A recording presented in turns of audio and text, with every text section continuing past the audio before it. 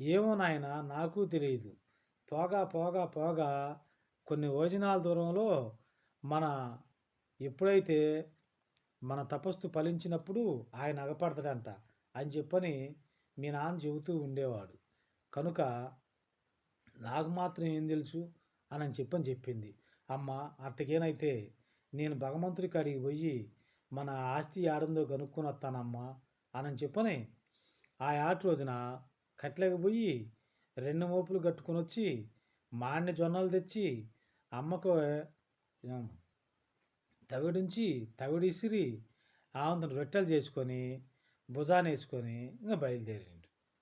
బయలుదేరి ఈయన భగవంతుడి కోసం పోతూ పోతూ పోతూ ఉండగా కొంత దూరం పోగా ఆడ ఒక మంచి మామిడి చెట్టు ఒకటి ఎర్రగాసి ఉంది. అబ్బా! ఏమబ్బా ఈ మామిడి చెట్టు ఎర్రగాసి ఉందే అని చెప్పిన ఆ చెట్టు కాడికి పోయి ఆ చెట్టు కాడ కాయలన్నీ రాలి కింద పడి గీయని ఈగలు ముసురుతూ ఉండగా పిల్లలందరూ ఆడుకుంటూ ఉండరు. అక్కడ ఆ చెట్టు కాడ అందరూ కూడా గొడ్లోళ్ళు, ఆవులోళ్ళు మొత్తం ఆ చెట్టు చుట్టూ తిరుగుతుండ్రు గానీ ఒక కాయ కూడా కోసుకొని తింటల్లా. ఎందుకని తింటలేదబ్బా అని చెప్పని ఆలోచించి, అయ్యా మామిడికాయలు ఇంత ఎర్రగాసినయి కానీ ఎందుకు తింటల్లా అని చెప్పని అడిగిండు. నాయనా నువ్వు తిను ఒకసారి కాయని ఏ రకంగా ఉంటుందో అని చెప్పి అట నోట్లో పెట్టుకోగా అది కట్టికి నోట్లో పెట్టుకునేంత పులుపు అయిపోయింది.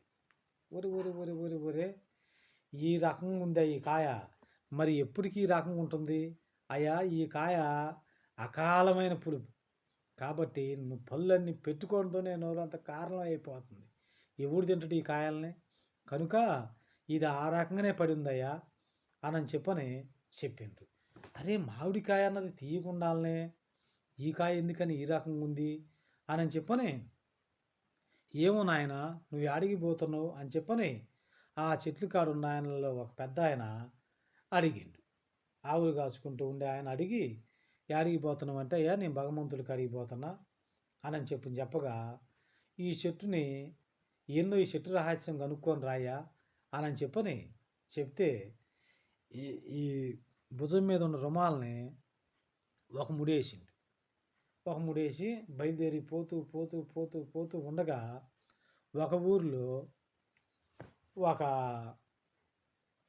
ఆవు, ఒక దూడ అవి రెండు బాగా నడుము లోతు మేతలో తీసుకుపోయిన తింటల్లా బాగా మొల